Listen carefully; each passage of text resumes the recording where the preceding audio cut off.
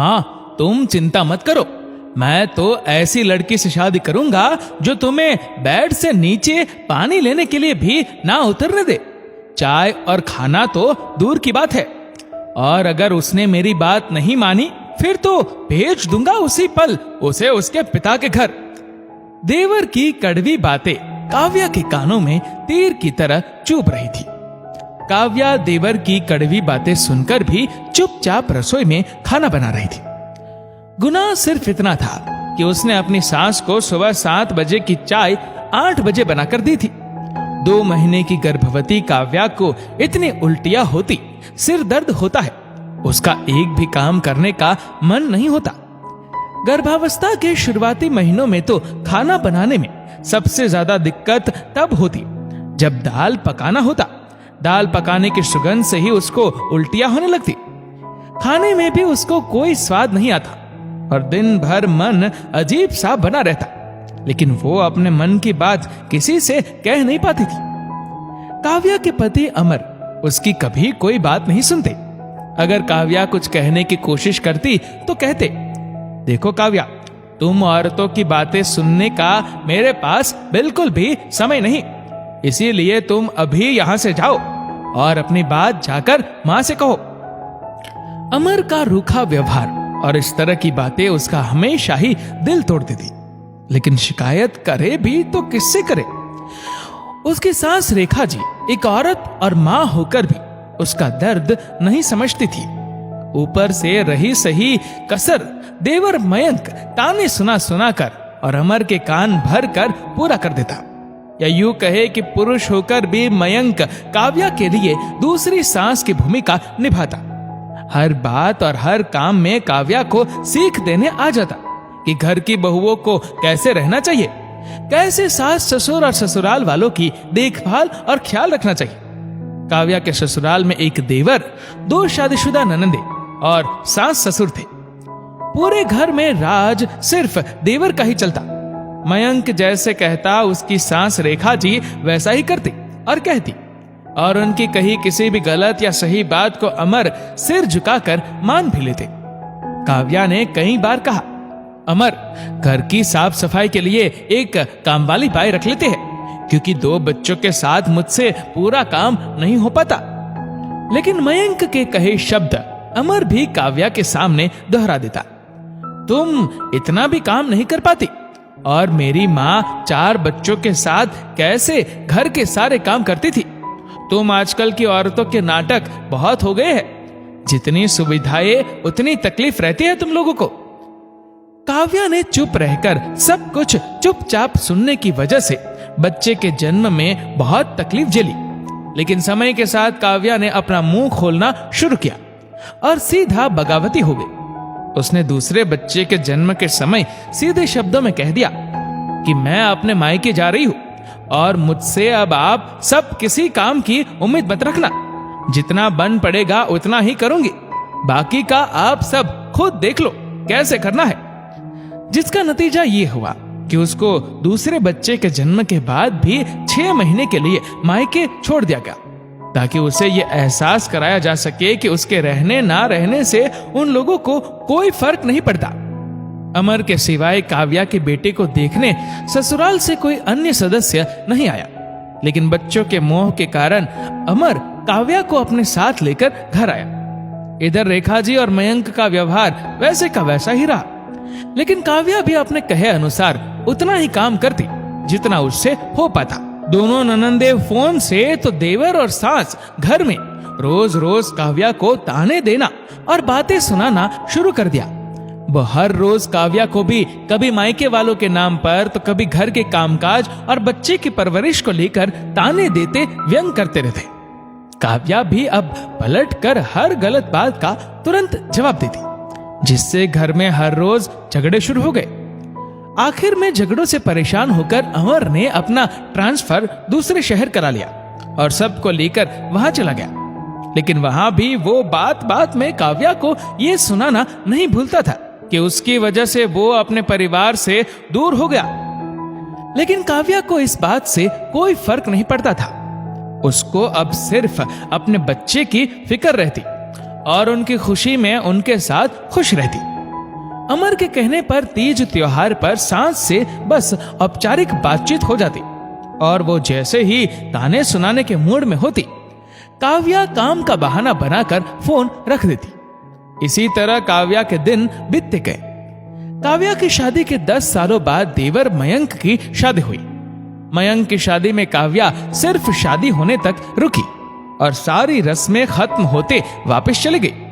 ना उससे किसी ने ज्यादा मतलब रखा और बातचीत करने की कोशिश की, ना ही उसने की, क्योंकि काव्या को दिए जाने वाले ताने और व्यंग कटु थे और आने वाली बहू से अपार उम्मीदें, जिस वजह से काव्या चुप ही रही। इस बार पूरे 2 साल बाद काव्या गर्मी की छुट्टियों में अमर के जिद पर ससुराल आई थी। उसका मन ना होते हुए भी वो आई। उसने अमर से पहले ही कहा कि तुम जाओ, मैं अपने मायके चली जाती हूँ, लेकिन अमर नहीं माना। काव्या जब ससुराल आई तो देखा पहले से सब कुछ पूरी तरह बदल गया था। मयंक का टिफिन और सुबह की चाय सासू मां रेखा जी खुद खुशी खुशी बना रही थी। काव्या की देवरानी आराम से 8 बजे सोकर उठी। 9 बजे कामवाली बाई भी आ गई, जिसने झाड़ू पोछा बर्तन सब किया। दोपहर का खाना काव्या ने अकेले ही चुपचाप बनाया। उसके बाद रेखा जी ने काव्या से शाम की चाय और खाना बनाने के लिए कहा। पहले दिन लगा काव्या को कि शायद उसकी देवरानी पूजा की तबीयत ठीक नहीं। उसने अपनी देवरानी से पूछा, क्या हुआ, तबीयत ठीक नहीं क्या तुम्हारी? लेकिन उसने जवाब में काव्या से सिर्फ 2 टुक्का, नहीं मैं ठीक हूं, और अपना खाना लेकर अपने कमरे में चली गई। घर और घर के लोगों का बदला हुआ रूप उसे एक तरफ खुशी तो दूसरी तरफ अपने बीते हुए दिनों की तुलना से सोचकर तकलीफ भी हो रही थी। रात में काव्या ने सबके लिए टेबल पर खाना लगाया। अमर बैठकर मयंक के आने का इंतजार कर रहे थे कि तभी वहां मयंक आ गया, जिसे देखकर अमर ने कहा, बड़ी देर कर दी मयंक, आजा चल खाना खाते हैं, मुझे तो बहुत तेज भूख लगी है। जिसे सुनकर मयंक ने कहा, भैया आप खाना खा लीजिए, मैं पूजा के साथ कमरे में खाऊंगा। इतना कहकर अपना और पूजा का खाना लेकर मयंक कमरे में चला गया। इधर अमर खुद को शर्मिंदा महसूस करने लगे और जैसे ही अमर की नजर काव्या से टकराई, अमर ने तुरंत अपनी निगाहें नीची कर ली और बगले झांकने लगे। काव्या के चेहरे पर ना चाहते हुए भी अमर को देखकर हंसी आ गई और वो मुस्कुराने लगी। खाना खाने के बाद जब काव्या सारे काम समेटकर पानी की बोतल लेकर अपने कमरे में जाने लगी, तभी उसके कदम देवर देवरानी के कमरे बाहर अपना नाम सुनते ठिठक गए। मयंक ने पूजा से कहा, तुम बस आराम करो, अभी 2 महीने हुए हैं, जब तक काव्या भाभी है तुम्हें कोई काम करने की चिंता करने की जरूरत नहीं। बस अपना और मेरे होने वाले बच्चे का ख्याल रखो, और कुछ बाहर से खाने का मन करे तो बोल देना, मैं बाहर से ले आऊंगा। लेकिन जब 2 महीने की छुट्टियों के बाद भाभी चली जाएगी तब कैसे होगा काम? मेरे तो अभी से पांव और सिर दोनों में ही दर्द हो रहा है, आगे क्या होगा? पूजा ने कहा। मयंक ने कहा, क्या पांव दर्द हो रहे हैं? तुमने पहले क्यों नहीं बोला? लाओ दो मुझे, मैं दबाता हूँ, तुम चिंता मत करो। भाभी के जाने के बाद मैं खाना बनाने वाली भी रख लूंगा और बाकी बचे काम माँ देख लेंगी। काव्या को उनकी बातें सुनकर बहुत गुस्सा आया। वो जैसे ही कमरे में जाने के लिए पलटी तो देखा कि पीछे अमर खड़े थे, जिन्होंने भी शायद पूरी बात सुन ली थी। तभी काव्या ने पानी का बोतल अमर की तरफ बढ़ा दिया। देवर देवरानी की बातें सुनकर काव्या को अपने पुराने दिन याद आ गए, जिसे सोचकर उसकी आंखों के कोर गीले हो गए। उसकी आंखों से नींद गायब हो गई थी।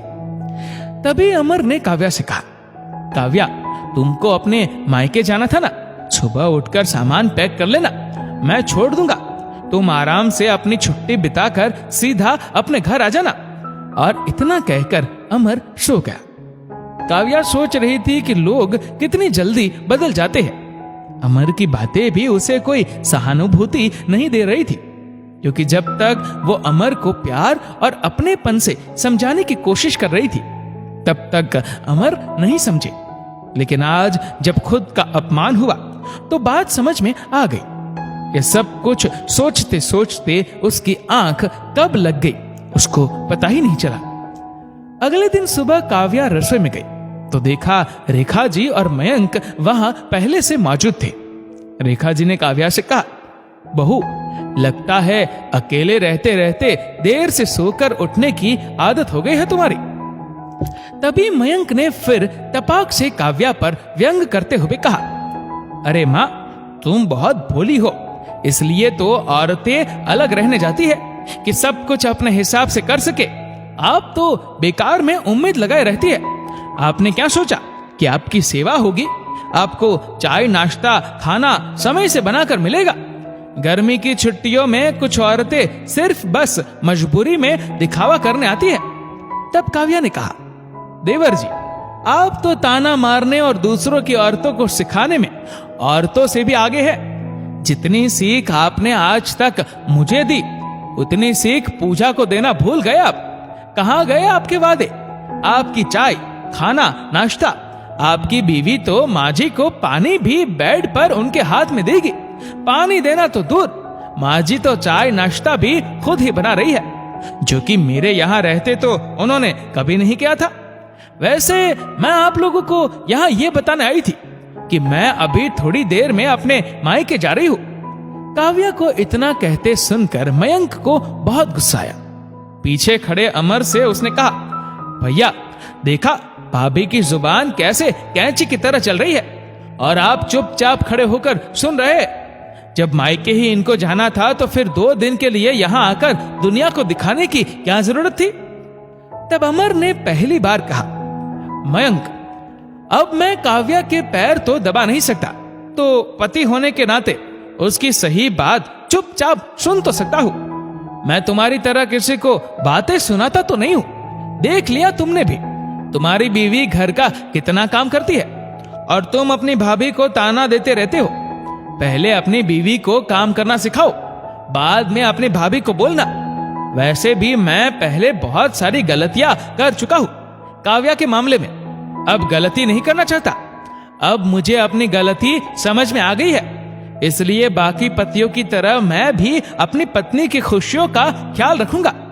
हर बार काव्या को मेरी वजह से रोकर अकेले अपने मायके जाना होता है। इस बार मैं खुद उसे खुशी खुशी मायके छोड़कर आऊंगा।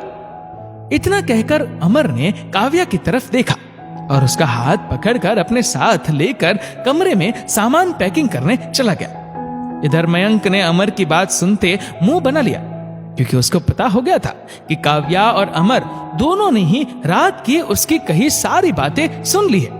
दोस्तों, इस वीडियो को आप किस तरह से देखते हैं नीचे कमेंट करके जरूर बताएगा।